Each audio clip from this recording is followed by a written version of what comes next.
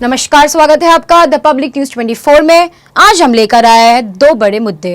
पहला कि कल हुए प्रेस कॉन्फ्रेंस पर एनआरआई पुलिस पर लगाए गए आरोप यह है कि एमपीएससी की तैयारी करने वाले छात्र पर झूठे एफआईआर दर्ज करके उसके करियर को खत्म करने की कर रहे हैं कोशिश। दूसरा कि यूपी और अन्य स्टेट्स में स्कूल्स खुल रहे हैं, लेकिन महाराष्ट्र और नवी मुंबई में अब तक इसका कोई अता पता नहीं। इस दोनों मुद्दे पर हम हमारे स्टूडियो में करेंगे चर्चा, लेकिन इसके पहले आइए दिखाते हैं कल हुए प्रेस कॉन्फ्रेंस की थोड़ी सी झलक। द पब्लिक न्यूज 24 में आपका स्वागत है। आज हमारे साथ मात्रे जी हैं और एक प्रेस वार्ता हुआ जिसमें निरपेश संतोष मात्रे जो बीएससी आईटी का स्टूडेंट है, एमपीएससी एग्ज़ाम दे रहा है, और उनके ऊपर एक प्रेस वार्ता करके माता साहब ने एक आरोप लगाया है कि वो बच्चा जो है वो एग्ज़ाम दे रहा है, उसको एग्ज़ाम से एमपीएससी से न निकाल पाए, इसलिए उसके ऊपर एफआईआर दर्ज किया गया है। आइए जानते हैं कि आखिर ये मामला क्या है और क्यों, और ये पत्रकार परिषद में कैसे आया और आज पत्रकार इसके ऊपर आवाज़ क्यों उठा रहे हैं। माता साहब, आपका द पब्लिक 24 स्वागत है। ये बताइए कि ये जो मामला है ये क्यों और कैसे स्टार्ट हुआ, एफआईआर कैसे दर्ज हुआ? वो एक मामला ऐसा है, सिंपल मैटर था। वो घर का एक मामला मैटर था। समझो घर का मामले चुटपुट मामले होते हैं, अगर वो चुटपुट मामले चुटपुट ही रहे तो अच्छे रहते हैं, मगर किसी का करियर ख़राब करना ये ठीक नहीं रहता है। फिर भी जिस तरह उन्होंने एक गुनाह दाखिल किया है पुलिस ने, तो उसमें एक सब पूरे एविडेंस है पुलिस के पास कि संतोष मात्रे और रुपेश मात्रे पुलिस में थे, पुलिस थाने में थे। अगर पुलिस थाने में है तो उसी टाइम वो दूसरे जिसने आरोप किया उसकी घटना जो घटी तो उधर कैसे जा सकते? यहाँ से 8 किलोमीटर है उलवा, तो वहाँ जाने के लिए कम से कम आधा घंटा पौना घंटा तो लग सकता है। फिर यहाँ बैठ के उसने तो मारा नहीं, फिर ये झूठा केस क्यों डाला? वो उसके पीछे एक कारण है, क्योंकि नुपेश एमपीएससी का स्टूडेंट है। वो उस गांव में नहीं, पूरे वो उलवानोड में वह सोचे तो उधर एक लड़का ऐसा है कि जो एमपीएससी परीक्षा देख के अपना करियर बनाना चाहता है। डीवाईएसपी पोस्ट के लिए उसने अप्लाई किया। आज अगर वो डीवाईएसपी होता है तो उनके सपने बहुत बड़े होंगे, लेकिन उनको ऐसा करके उनका करियर ख़राब करके इन लोगों को क्या मिलेगा? अगर पुलिस इनका झूठा केस डाल के करियर ख़राब करता है और उनको पुलिस को अभी एविडेंस है, मालूम है, तो पुलिस इस एविडेंस के आधार उसका केस वापस ले सकते हैं, तो क्यों नहीं करते? लेकिन कर नहीं रहे हैं। ये क्यों कर रहे हैं ऐसा पुलिस? तो इसमें एक सवाल ये है कि आपने आज जैसा आप आरोप लगा रहे हैं कि ये झूठा उन्होंने एफआईआर दर्ज करवाई, किस धारा में अभी एफआईआर दर्ज हुआ है? 326, 34 आणि और 324। तो आपको क्या लगता है कि इसके बाद आपके पास ये केस कैसे आया? एक पत्रकार परिषद को आज ये पत्रकार वार्ता क्यों करना पड़ा? मेरे को वार्ता परिषद लेने की ज़रूरत नहीं थी, लेकिन क्या हो गया, पुलिस मान नहीं रही है। पुलिस के पास ही एविडेंस है, वो जो केस दाखिल किया है वो झूठा है, इसका सबूत पुलिस के पास है, और उस हिसाब से पुलिस वो केस वापस भी ले सकती है, लेकिन वो नहीं कर रहे, अपनी कोई बात सुन नहीं रहे, अपने लड़के का करियर ख़राब कर रहे। इसलिए आज पुलिस नहीं सुनने के वजह से मेरे को आज वार्तालाप करने की ज़रूरत पड़ी। तो क्या आपको लगता है कि ऐसे जब एक पत्रकार परिषद की भी पुलिस बात नहीं मान रही है, या उनका जो अभी आपने बताया कि आपने एक लेटर भी लिखा उनको, लेकिन वो एक्सेप्ट नहीं कर रही है, क्या लगता है कि जो पत्रकार परिषद का जो दबाव है या फिर जो हमारे प्रक्रिया है, जो कानूनी प्रक्रिया है, उसका पालन पुलिस डिपार्टमेंट नहीं कर रही है? वो तो पालन नहीं कर रहे, उसमें समझ में आ रहा है, क्योंकि वो अगर कोई भी लेटर हो जिसको सबमिट करना होता है, उसका कर्तव्य बनता है कि कोई भी लेटर आए तो उसको सबमिट करो, उसका उत्तर ना देना तो वो उनकी अलग बात है, लेकिन उसका लेटर आया किसी का भी तो उसका सबमिट करना उनका कर्तव्य है। लेकिन उसके कर्तव्य में भी वो उतर नहीं पा रहे। वो जो है कुछ गैर कानूनी जैसा काम कर रहे हैं।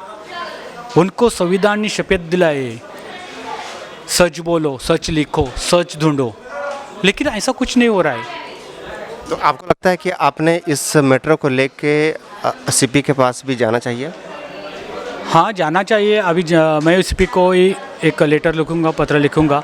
अगर उनसे नहीं होता है कानूनी कार्रवाई के तरह मैं कोर्ट में भी जाऊंगा।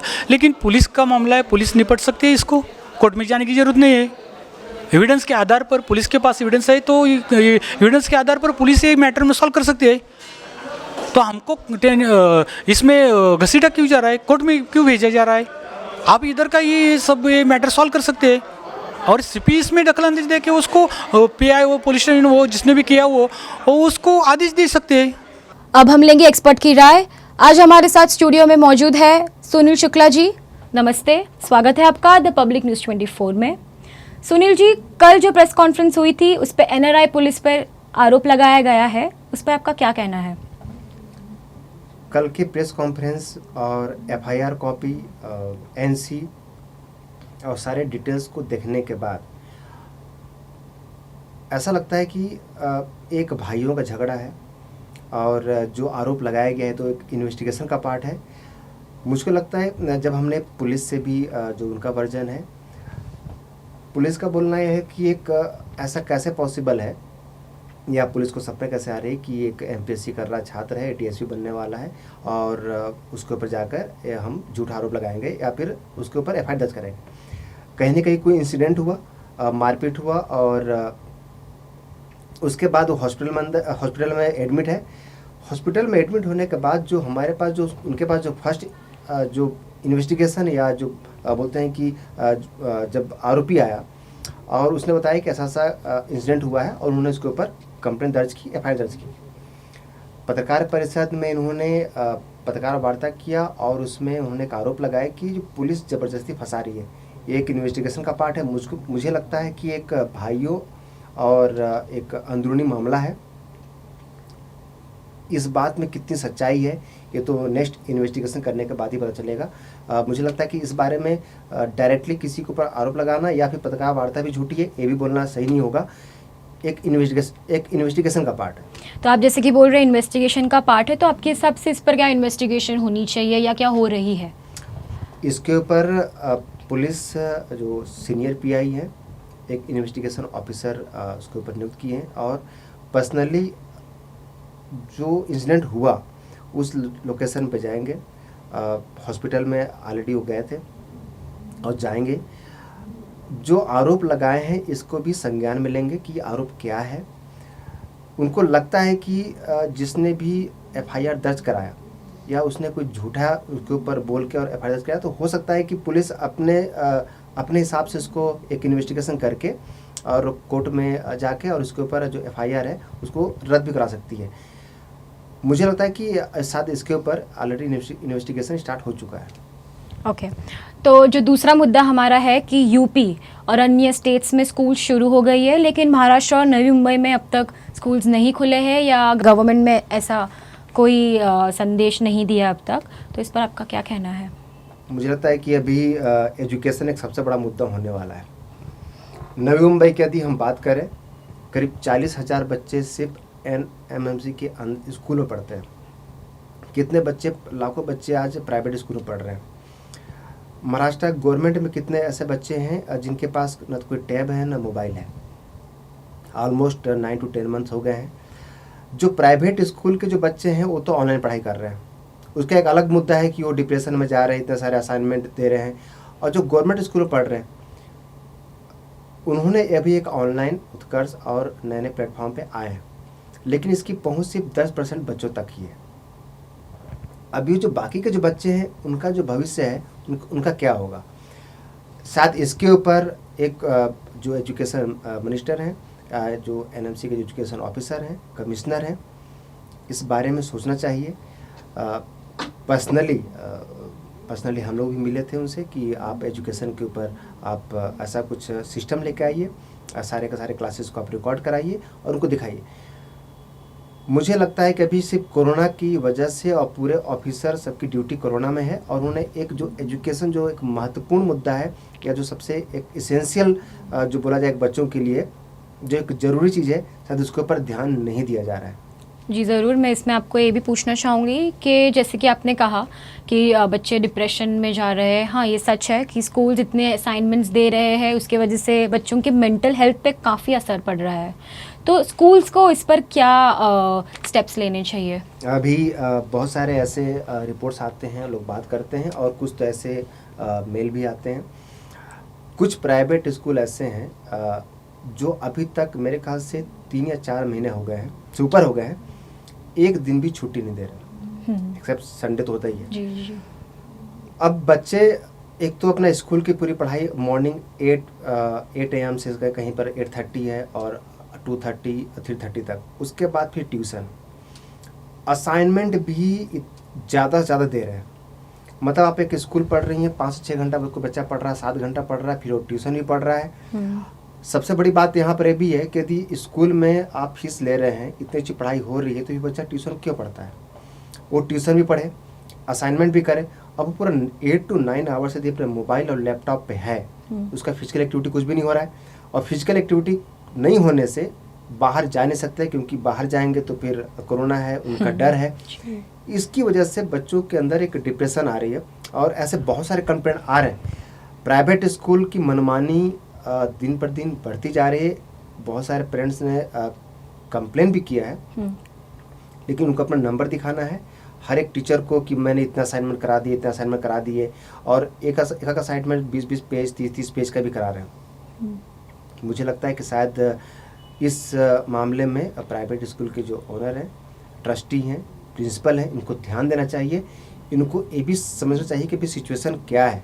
अभी उनको कोई फिजिकल एक्टिविटी नहीं हो रही है, आप ऐसे असाइनमेंट दो, कम से कम दो, ताकि एक बच्चा जो है प्रॉपर तरीके से पढ़ पाए, सो पाए, थोड़ा सा शाम को खेल पाए।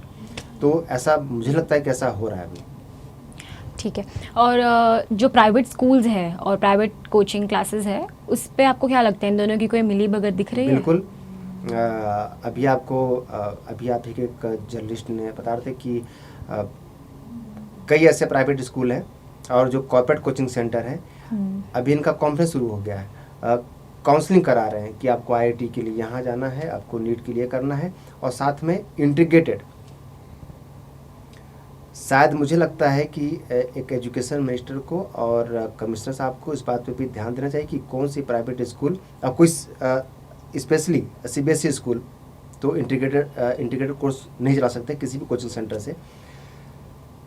जहाँ तक पर नॉलेज है कि अभी से ये प्राइवेट कोचिंग सेंटर और स्कूल का तो मिली भगत है, बिना किसी मिली भगत के इतने बड़ा एक बिजनेस नहीं चल सकता।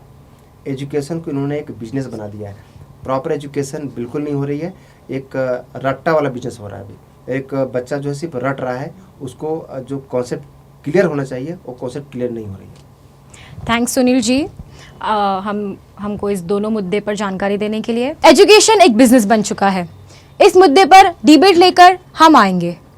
अगर आपको कोई मुद्दा रखना हो या कोई भी जानकारी देनी हो तो नीचे दिए गए नंबर पर कॉल, व्हाट्सएप या मैसेज करें।